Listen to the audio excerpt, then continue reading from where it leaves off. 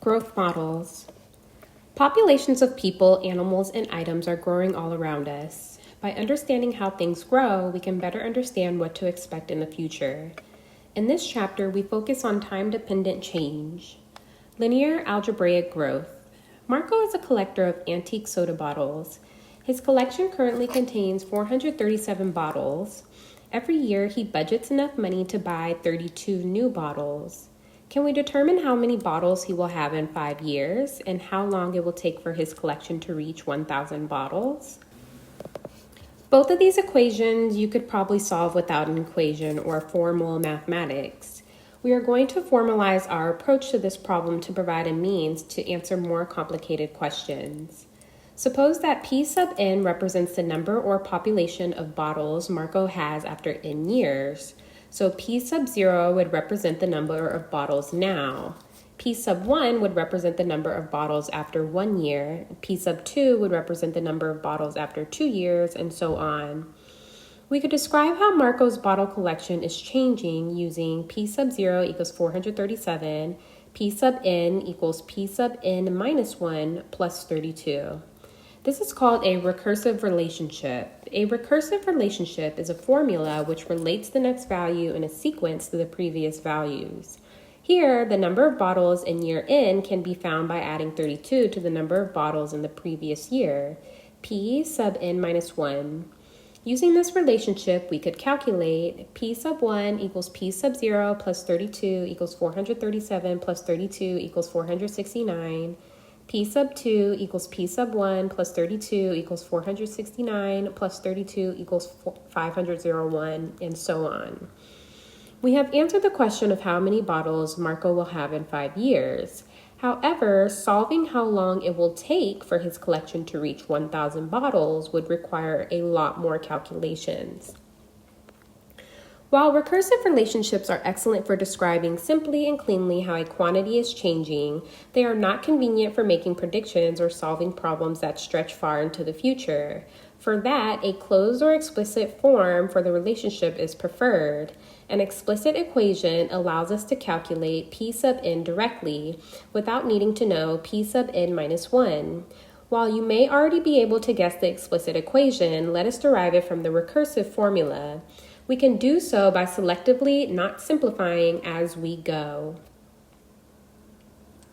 P sub 1 equals 437 plus 32 equals 437 plus 1 multiplied by 32.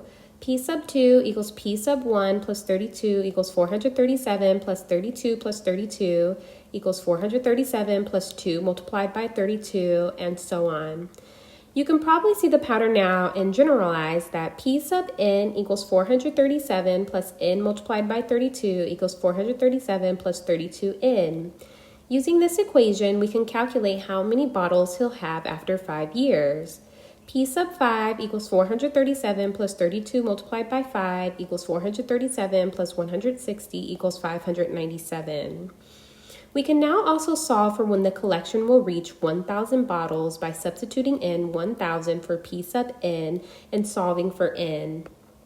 1,000 equals 437 plus 32n, 563 equals 32n, n equals 563 divided by 32 equals 17.59.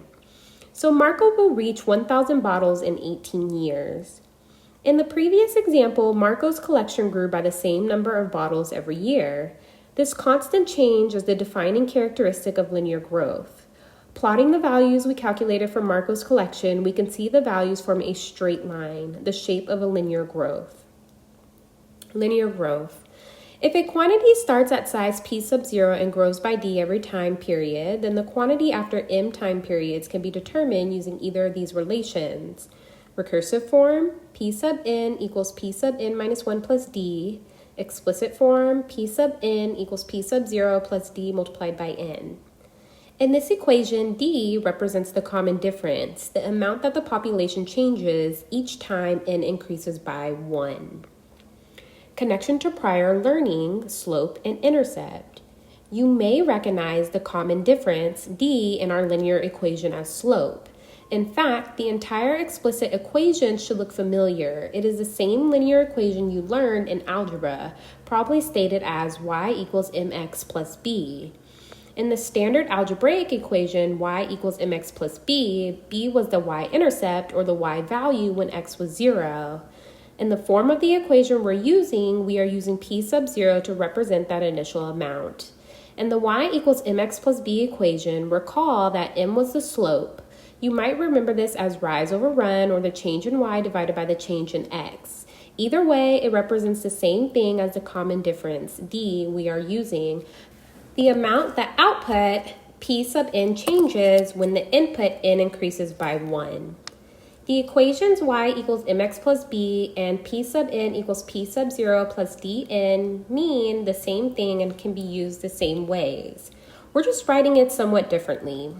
Example 1. The population of elk in national forests was measured to be 12,000 in 2003 and was measured again to be 15,000 in the year 2007. If the population continues to grow linearly at this rate, what will the elk population be in 2014? To begin, we need to define how we're going to measure n. Remember that p sub 0 is the population when n equals 0, so we probably don't want to literally use the year 0. Since we already know the population in 2003, let us define n equals 0 to be the year 2003, then p sub 0 equals 12,000. Next, we need to find d. Remember, d is the growth per time period. In this case, growth per year. Between the two measurements, the population grew by 15,000 minus 12,000 equals 3,000, but it took 2007 minus 2003 equals 4 years to grow that much.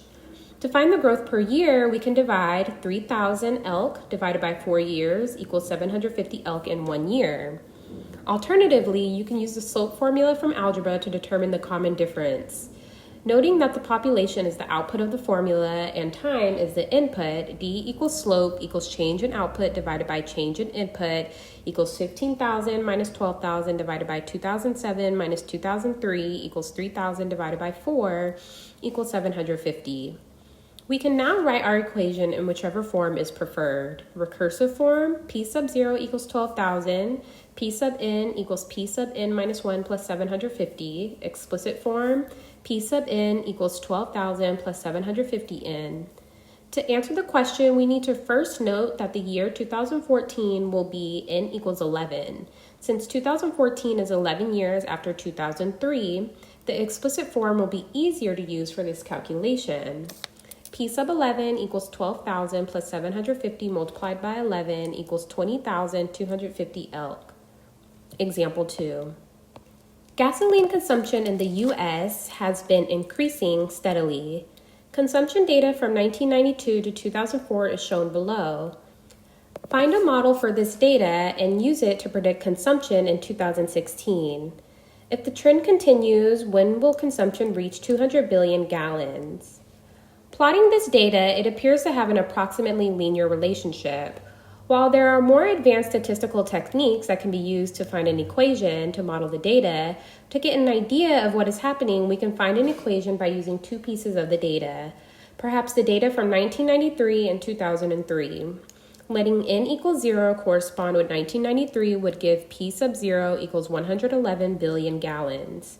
To find d, we need to know how much the gas consumption increased each year. On average, from 1993 to 2003, the gas consumption increased from 111 billion gallons to 133 billion gallons, a total change of 133 minus 111 equals 22 billion gallons over 10 years. That gives us an average change of 22 billion gallons divided by 10 years equals 2.2 billion gallons per year. Equivalently, d equals slope equals change in output divided by change in input equals 133 minus 111 divided by 10 minus 0 equals 22 divided by 10 equals 2.2 billion gallons per year. We can now write our equation in whichever form is preferred. Recursive form, p sub 0 equals 111, p sub n equals p sub n minus 1 plus 2.2. Explicit form, p sub n equals 111 plus 2.2 n. Calculating values using the explicit form and plotting them with the original data shows how well our model fits the data. We can now use our model to make predictions about the future, assuming that the previous trend continues unchanged. To predict the gasoline consumption in 2016, N equals 23 multiplied by 2016 minus 1993 equals 23 years later. P sub 23 equals 111 plus 2.2 multiplied by 23 equals 161.6. Our model predicts that the U.S. will consume 161.6 billion gallons of gasoline in 2016 if the current trend continues. To find when the consumption will reach 200 billion gallons, we would set P sub n equals 200 and solve for n. P sub n equals 200, replace P sub n with our model. 111 plus 2.2n equals 200, subtract 111 from both sides. 2.2n equals 89, divide both sides by 2.2. N equals 40.4544. This tells us that consumption will reach 200 billion about 40 years after 1993, which would be in the year 2033. Example 3. The cost in dollars of a gym membership for n months can be described by the explicit equation P sub n equals 70 plus 30n. What does this equation tell us? The value for P sub 0 in this equation is 70, so the initial starting cost is $70. This tells us that there must be an initiation or startup fee of $70 to join the gym. The value for D in the equation is 30, so the cost increases by $30 each month. This tells us that the monthly membership for the gym is $30 a month. When good models go bad. When using mathematical models to predict future behavior, it is important to keep in mind that very few trends will continue indefinitely.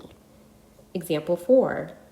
Suppose for a 4-year-old boy who is currently 39 inches tall, and you are told to expect him to grow 2.5 inches a year.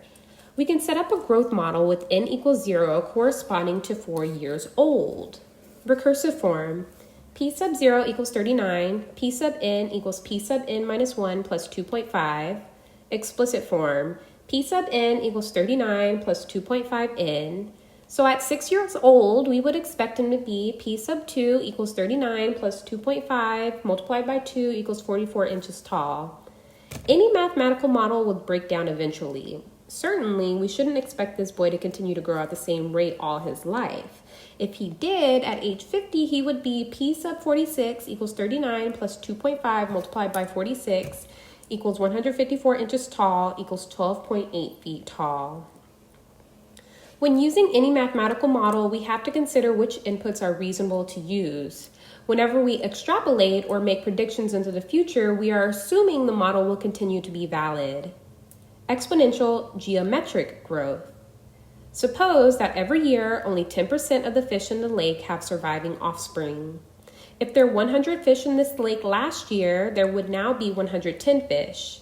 If there were 1,000 fish in the lake last year, there will now be 1,100 fish. Absent any inhibiting factors, populations of people and animals tend to grow by 1% of the existing population each year. Suppose our lake began with 1,000 fish and 10% of the fish have surviving offspring each year. Since we start with 1,000 fish, P sub 0 equals 1,000, how do we calculate P sub 1? The new population will be the old population plus any additional 10%. Symbolically, P sub 1 equals P sub 0 plus 0.10 multiplied by P sub 0. Notice this can be condensed to a shorter form by factoring. P sub 1 equals P sub 0 plus 0.10 P sub 0 equals 1P sub 0 plus 0.10 P sub 0 equals 1 plus 0.10 multiplied by P sub 0 equals 1.10 P sub 0. While 10% is the growth rate, 1.10 is the growth multiplier. Notice that 1.10 can be thought of as the original 100% plus an additional 10%. For our fish population, P sub 1 equals 1.10 multiplied by 1,000 equals 1,100. We could then calculate the population in later years. P sub 2 equals 1.10, P sub 1 equals 1.10 multiplied by 1100 equals 1210, P sub 3 equals 1.10, P sub 2 equals 1.10 multiplied by 1210 equals 1331. Notice that in the first year, the population grew by 100 fish. In the second year, the population grew by 110 fish, and in the third year, the population grew by 121 fish. While there is a constant percentage growth, the actual increase in number of fish is increasing each year. Graphing these values, we see that this growth doesn't quite appear linear. To get a better picture of how this percentage-based growth affects things, we need an explicit form so we can quickly calculate values further out in the future. Like we did for the linear model, we will start building from the recursive equation. Observing a pattern, we can generalize the explicit form to be P sub n equals 1.10 to the nth power multiplied by 1,000, or equivalently, P sub n equals 1,000 multiplied by 1.10 to the nth power. From this, we can quickly calculate the number of fish in 10, 20, or 30 years. Adding these values to our graph reveals a shape that is definitely not linear. If our fish population had been growing linearly by 100 fish each year, the population would have only reached 4,000 in 30 years compared to almost 18,000 with this percent-based growth called exponential growth. In exponential growth, the population grows proportional to the size of the population, so as the population gets larger, the same percent growth will yield a larger numeric growth.